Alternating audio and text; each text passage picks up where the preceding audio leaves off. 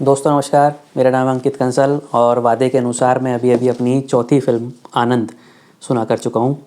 दोस्तों इस आनंद का राजेश खन्ना साहब वाली आनंद से दूर दूर तक कोई लेना देना नहीं है, इसलिए ब्रैकेट में मैंने इसका नाम दादाजी रख दिया है। दोस्तों आनंद कहानी है एक आनंद स्वरूप रायचंद नाम के व्यक्ति की। वाइट धोती कुर्ता पहना हुआ है। 1950 से पहला सीन आएगा। उस समय 24-25 साल के हैं, M.Com किया हुआ है, मैथ्स के प्रोफेसर हैं। पुराने ज़मींदार फैमिली से आते हैं, लेकिन अब ज़मींदारी रही नहीं है। ये लोग बहुत नॉर्मल मिडिल क्लास घर चलाने वाली स्थिति पे आ गए हैं। बड़ी अच्छी लड़की से इनकी शादी होती है, वो भी ग्रेजुएट होती है, हर चीज़ में इनका साथ देती है कि आप ज़मींदार रहो या नहीं रहो, इससे मुझे क्या मतलब, इंसान अच्छा होना चाहिए, पैसा तो आता जाता रहता है। दोनों की एक दूसरे से शादी हो जाती है। अब दोस्तों पूरी 3 घंटे की फिल्म में इन आनंद स्वरूप रायचंद नाम के व्यक्ति की 2 घंटे तक लाइफ की जर्नी दिखाई जाएगी, जब तक कि पोता होता है। बाद में पोता और दादा की ही बॉन्डिंग इसमें रहेगी कि शुरुआत होती है सबसे पहले ये अपना सर्फ़ का, साबुन का होलसेल काम करेंगे, फिर एक छोटी सी घर पे सर्फ़ की फैक्ट्री लगाएंगे। वाइफ अपने ज्वेलरी इनको दे देगी, खुद ही अपनी ऑफ़र करेगी कि जाइए इससे और पैसे लाइए, अपने काम को बढ़ाइए। धीरे धीरे फिर इस साबुन की फैक्ट्री लगाएंगे। फिर बेटा होगा, बेटा भी 6 साल की उम्र से इनके बिज़नेस में हाथ बटाना या 10 साल की उम्र से हाथ बटाना शुरू कर देगा। और हर बिज़नेस को करते करते अब कहेंगे बिज़नेस खुल गया, ये बिज़नेस खुल गया, इससे मज़ा क्या आया। हर बिज़नेस में कुछ ना कुछ ट्विस्ट होगा, जिसमें या तो इनकी मिसेज़ कोई ना कोई इसमें अपना योगदान देगी, या वो 8-10 साल का लड़का जो अशोक है वो इसमें कोई ना कोई योगदान देगा। इसी तरह से 2 घंटे तक ये फिल्म में इनकी जर्नी दिखानी है हमें। धीरे धीरे फिर इनकी तेल की मिल खुलती है, ऑयल मिल खुल जाती है, शुगर मिल खुल जाती है। ये 2 घंटे तक हम आपके कौन की फिल्म की तरह हैप्पी सीन्स, कोई उसमें ट्विस्ट ऐसे नहीं दिखाने। ट्विस्ट आएगा तो केवल 2 घंटे बाद। इनका एक पोता एक पोती होती है, उसका नाम भी आनंद राज और जानवी रखा जाता है। और उससे ये इतना प्यार करते हैं अपने पोते से कि इस फिल्म में एक डायलॉग है कि प्यार तो मैं तुम दोनों से भी बहुत करता था, अपने बेटे बेटी से, लेकिन पता नहीं आनंद का नाम सुनते ही, अपने पोते का नाम आनंद का नाम सुनते ही पता नहीं मुझे क्या हो जाता है। मेरी आंखें नम हो जाती हैं, मेरा दिल बहुत तेजी से धड़कना शुरू कर देता है, मेरे हाथ मानो अपने आप उठ जाते हैं उसको बाहों में लेने के लिए। इस तरह से वो उनका पोते के प्रति लव दिखाया जाएगा। छोटा सा सीन इसमें पोती की शादी का भी आएगा कि जब पोती की शादी एक बड़े बिजनेस घराने में कर रहे होते हैं तो वो मन मार के हाँ कर देती है, क्योंकि लड़का थोड़ा सा ज़्यादा सुंदर नहीं होता। ये उसका मन पढ़ के शादी कैंसिल कर देते हैं, रिश्ता कैंसिल कर देते हैं। और ये डायलॉग होता है कि अपने पोते पोतियों या बच्चों की खुशी से बढ़कर मेरे लिए कुछ नहीं है। हालांकि जब पोती की शादी फिर दूसरी जगह हो जाती है तो पोता उस समय विदेश में पढ़ाई कर रहा होता है। उसी दौरान हरी भाई नाम के एक इंडस्ट्रियलिस्ट को, इनके गांव के छोटे से इंडस्ट्रियलिस्ट को, वो अपनी पगड़ी उतार कर इनसे उनके पोते का हाथ मांगते हैं अपनी पोती के लिए। और ये उसे वचन दे देते हैं कि मेरा पोता तुम्हारी पोती से ही शादी करेगा।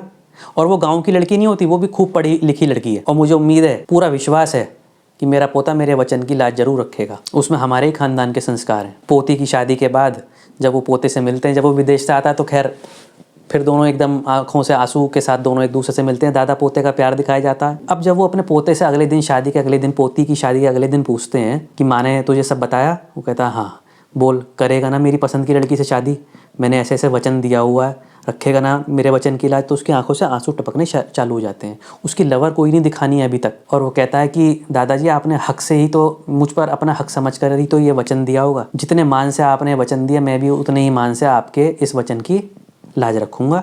और फिर एक डायलॉग बोल देता है दादा से, प्राण की रघुकुल रीत सदा चली आई, प्राण जाए पर वचन ना जाई। और भगवान श्री राम और दशरथ जी का एग्जाम्पल वो वहाँ पे दे देता है कि कैसे राजा दशरथ ने अपने प्राण दिए थे। दादाजी चालू 1 सेकंड में समझ जाते हैं कि इसके दिमाग में चल क्या रहा है, तो कुछ और बात है।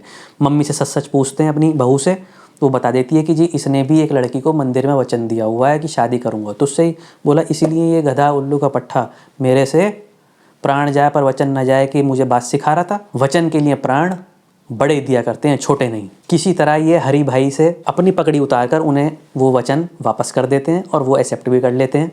और अपनी बहू के साथ उसकी लवर को देखने के लिए पहुंच जाते हैं, कैसी दिखती है, रिश्ता पक्का कर देते हैं। वहाँ से बुलाया जाता है। अब पंडित जी बताते हैं कि शादी तो केवल कल ही हो सकती है, उसके बाद देव सो जाएंगे। तो दोस्तों 1 दिन की शादी दिखाई जाएगी। कैसे 1 दिन में ज्वेलरी वाला, इंडस्ट्रियलिस्ट है ना, कैसे 1 दिन में ज्वेलरी, साड़ी, टेलर, सब कुछ एक ही दिन में तैयार हो रहा है। और रात को 7 बजे वो चढ़त का सीन दिखाया जाएगा। 10 मिनट की चढ़त मुझे चाहिए उस फिल्म में।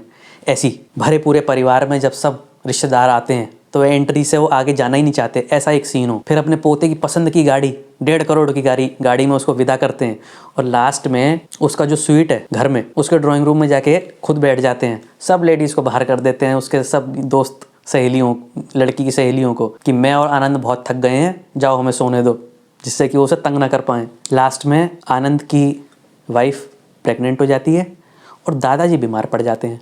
अब आप ज़रूर ये सोच रहे होंगे कि दादाजी जाएंगे और उसकी जगह आनंद का बेटा आएगा ना। कहानी में ट्विस्ट है कि जब हॉस्पिटल में दादाजी बीमार हैं और वहाँ उनका पड़पोता होता है, तो वो खुद चल के आएंगे या वो ऊपर चले जाएंगे, ये मैं आपको अभी नहीं बताऊँगा।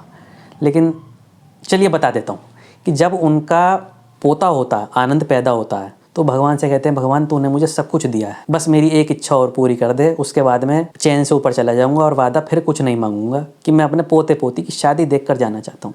अब वो कमज़ोर से चलते हुए आ रहे हैं वहाँ पर, पड़पोते पड़पोती को हाथ में लेते हैं, नाम पूछते हैं क्या रखा है, तो पोता कहता है दादाजी सोचने की ज़रूरत नहीं पड़ी, इसका नाम आनंद और उसका नाम जानकी, जानकी अपनी परदादी का नाम।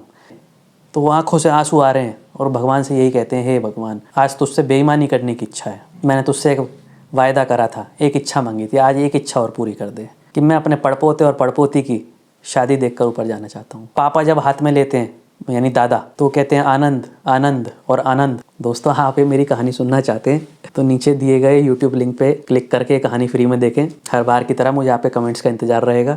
और कहानी बाद में एक दावत, जैसे ट्रेडिशनल दावत होती है, ट्रेडिशनल दावत के साथ ख़त्म होगी। आनंद आनंद और आनंद। ये फिल्म आपको कैसी लगी कमेंट्स करके ज़रूर बताइएगा दोस्तों। नमस्कार।